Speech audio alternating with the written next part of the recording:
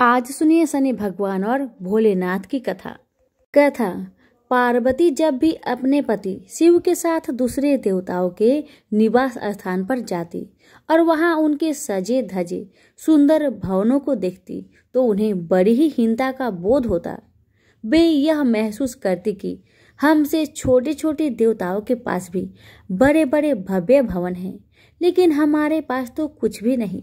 कहने को मैं आदि देव शिव की पत्नी हूँ, लेकिन रहने के लिए मिली है कैलाश पर्वत की कंदराएं और पहनने के लिए वल्कल। किसी उचित आवास के अभाव में अन्य सुख सुविधाओं का उपभोग नहीं कर सकती। एक दिन पार्वती ने अपने मन की व्यथा अपने पति शिव से कही। शिव जी सुनकर मुस्कुराए, फिर बोले, इसमें हीनता की तो कोई बात ही नहीं देवी। प्रत्येक व्यक्ति की अपनी अपनी जीवन शैली होती है। हमारी जीवन शैली यही है, हम अपनी इस शैली को हीन क्यों समझे। अन्य देवगण प्रकृति से बहुत दूर है, जबकि हम प्रकृति की गोद में निवास करते हैं। यह तो हमारे लिए गौरव की बात है, हीनता की नहीं। शिव के तर्कों से पार्वती संतुष्ट नहीं हुई और बोली, मुझे आपकी ये बातें समझ में नहीं आती देव। मुझे तो अपना एक आवास चाहिए, बहुत ही भव्य और सुख सुविधा से पूर्ण। शिव ने अपनी सहज मुस्कान से साथ उत्तर दिया, इसमें क्या मुश्किल है देवी। मैं अभी विश्वकर्मा को बुलवा देता हूँ, उनसे जैसा चाहो वैसा आवास बनवा लो। विश्वकर्मा को बुलाया गया। पार्वती ने आदेश दिया, हमारे लिए ऐसा भव्य बनाओ जैसे विश्व में कहीं ना हो। विश्वकर्मा ने आदेश स्वीकार किया। निर्माण कार्य प्रारंभ हो गया। कुछ ही समय में पार्वती की इच्छा अनुसार भव्य भवन तैयार हो गया। अपने भवन को देखकर पार्वती अति प्रसन्न हुई। गृह प्रवेश की तैयारी होने लगी। पार्वती चाहती थी गृह प्रवेश के समय सभी प्रमुख देवता हमारे यहाँ उपस्थित रहे। शिव ने अपनी सहमति दे दी। सभी प्रमुख देवी देवताओं को आमंत्रण भेजा गया। यह प्रवेश के समय वे सब कैलाश पर्वत पर आ गए। उन्होंने पार्वती के भव्य भवन की भूरी भूरी प्रशंसा की, लेकिन विश्वनेत्री ब्रह्मा खामोश रहे। जब सब देवी देवता जाने लगे तो पार्वती ने ब्रह्मा जी से पूछा, देव क्या आपको यह आवास पसंद नहीं आया। ब्रह्मा जी ने आश्चर्य व्यक्त करते हुए पार्वती से ही प्रश्न किया, देवी मैंने कब ऐसा कहा। आपके चेहरे की भाव भंगिमा कुछ ऐसे कह रही है प्रभु। पार्वती ने अपनी शंका स्पष्ट की। फिर ब्रह्मा जी को मौन देखकर पार्वती ने अपनी बात आगे बढ़ाई, तो आप कुछ संकोच कर रहे हैं, स्पष्ट कहिए क्या बात है। ब्रह्मा जी ने तनिक रुककर उत्तर दिया, देवी और तो सब ठीक है, लेकिन इस प्रसाद पर शनि की कुदृष्टि है। इतना कहकर वे वहां से चले गए। पार्वती ने ब्रह्मा जी की बात शिव को बतलाई तो वे कुछ चिंता में पड़ गए। पार्वती ने पूछा, प्रभु शनि की दृष्टि से क्या हो सकता है, यह प्रसाद जल सकता है। भगवान शिव ने उत्तर दिया, हाँ। यह सुनकर पार्वती भी चिंतित हो गई और बोली, प्रभु इसके लिए कोई उपाय कीजिए। शिव ने निराश व्यक्त की, शनि की दृष्टि को हटाना सरल नहीं है देवी। शिव का उत्तर सुनकर पार्वती आवेश में आ गई और बोली, सरल क्यों नहीं है। आप अभी शनि लोक जाइए और शनि देव से कहिए कि वह हमारे प्रसाद से अपनी कुदृष्टि हटा ले। यदि वह मान जाए तो आप तत्काल उसे कोई वरदान दे दीजिएगा, और यदि न माने तो आप अपना डमरू जोर से बजा दीजिएगा।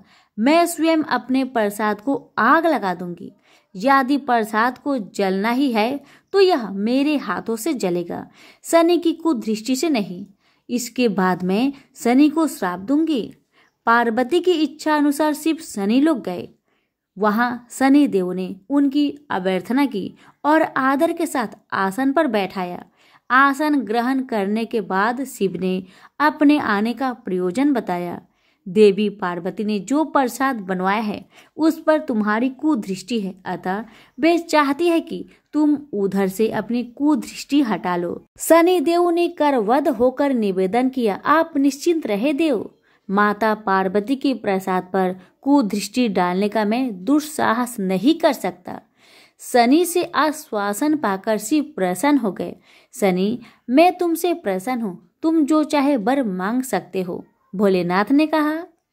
शनि ने विनम्र भाव से कहा, प्रभु आपका दिया हुआ सब कुछ मेरे पास है, अब मैं और क्या मांगू। हाँ, एक इच्छा अवश्य है, वह है आपका तांडव नृत्य देखने की। बहुत दिन हो गए उसे देखे हुए, आप अपना नृत्य दिखला सके तो कृपा होगी। शनि का यह अनुरोध शिव को अच्छा लगा। उन्होंने तत्काल अपना डमरू उठा लिया और लगे नृत्य करने। भोले भंडारी ये भी भूल गए कि पार्वती ने डमरू की आवाज सुनकर अपने नवनिर्मित प्रसाद को जला देने की बात कही थी। बस डमरू बजा बजा कर नृत्य करते रहे। उधर पार्वती ने जब कैलाश पर डमरू की ध्वनि सुनी तो उन्होंने सोचा कि शनि ने अपनी कुदृष्टि हटाना अस्वीकार कर दिया है, अतः वे बहुत दुखी हुई। उन्हें लगा कि यदि मैं तत्काल अपने नवनिर्मित आवाज को आग लगा दूंगी तो वह शनि की कुदृष्टि से बच जाएगा। अतः उन्होंने स्वयं ही अपने प्रसाद में आग लगा दी। वह धू धू करके जल उठा। प्रसाद को जलता देख पार्वती का शनि पर क्रोध धीरे धीरे बढ़ने लगा। अब वे उसे श्राप देने को तैयार हो गई, लेकिन उसी समय भगवान शिव वहां पहुंच गए। उन्होंने प्रसाद को जलते देखा तो वे आश्चर्यचकित रह गए। उनकी समझ में ही नहीं आया कि यह कैसे हो गया। फिर अचानक उन्हें सब कुछ स्मरण हो गया। अपनी भूल का उन्हें एहसास हुआ। उन्होंने पार्वती को सब कुछ सुनाया। सच्चाई जानकर पार्वती को भी अपनी जल्दबाजी पर दुख हुआ। अब शनि को श्राप देने का कोई अर्थ नहीं था। प्रत्यक्ष उसका कहीं कोई अपराध नहीं था।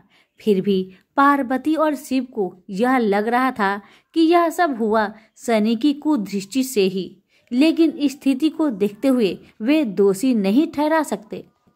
प्रेम से बोलिए शनि महाराज की जय। उमापति शंकर भगवान की जय। पिपलाद और शनि भगवान की कथा, जो भी इनकी कथा को सच्चे मन से श्रवण करेगा उसकी सारी दुख तकलीफ समाप्त हो जाएगी। कहते हैं कि किसी पर शनि की 7.5 होती है तो विद्वानों द्वारा कहा जाता है कि आप पीपल वृक्ष की पूजा करें। आखिर इसके पीछे का कारण क्या है, आइए इस रहस्य को जानते हैं। पिपलाद ऋषि का नाम आप सभी ने सुना होगा। वह महर्षि दधीचि के पुत्र थे। महर्षि दधीचि जिन्होंने अपनी हड्डियों का दान कर दी थी, जिससे इंद्र का वज्र बनाकर और वृत्रासुर का संहार संभव हो पाया था। यह घटना ब्रह्म पुराण की है। शमशान में जो महर्षि दधीचि के मांस पिंड का दाह संस्कार हो रहा था तो उनकी पत्नी अपने पति का वियोग सहन न कर पाई और पास में स्थित पीपल के वृक्ष की कोटर में, जो जड़ों के कारण एक गड्ढा बन जाता है, उसमें अपने 3 वर्ष के बालक को रखकर स्वयं चीता पर सती हो गई। इस प्रकार महर्षि दधीचि और उनकी पत्नी का बलिदान हो गया। किंतु पीपल की कोटर में रखा बालक भूख प्यास से तड़पने लगा और चिल्लाने लगा। जब कोई वस्तु से नहीं मिली तो कोटर में गिरे हुए पीपल के फल खाकर वह बड़ा होने लगा। एक दिन देवऋषि नारद वहां से गुजर रहे थे। नारद जी ने पीपल की कोटर में बालक को देखकर उससे उसका परिचय पूछा। बालक ने अपना परिचय दिया और बताया कि मैं नहीं जानता कि मैं कौन हूँ। नारद ने पूछा, तुम्हारा जनक कौन है? तब बालक भी उसी तरह का उत्तर दिया कि वह नहीं जानता कि उसके जनक कौन है।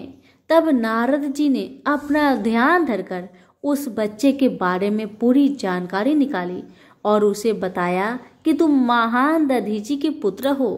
तुम्हारे पिता की अस्थियों का वज्र बनाकर ही देवताओं ने असुरों पर विजय प्राप्त की थी।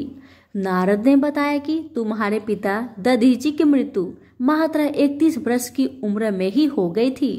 बालक ने अपने पिता की अकाल मृत्यु के बारे में जानना चाहा। तब नारद जी ने बताया कि उन पर आई इस विपत्ति का कारण शनिदेव की महादशा थी। नारद जी ने उस बालक को पिप्पलाद नाम दिया, क्योंकि वह पीपल के पत्ते और उसका गुदा खाकर बड़े हुए थे। उसके बाद नारद जी ने उसे दीक्षित किया। नारद जी के जाने के बाद उस बालक ने, जिसका नाम पिप्पलाद था, ब्रह्मा जी की घोर तपस्या की। ब्रह्मा जी ने जब बालक से वर मांगने के लिए कहा तो पिप्पलाद ने अपने दृष्टि मात्र से किसी को भी जलाने की शक्ति मांगी। ब्रह्मा जी ने उसे वरदान दे दिया।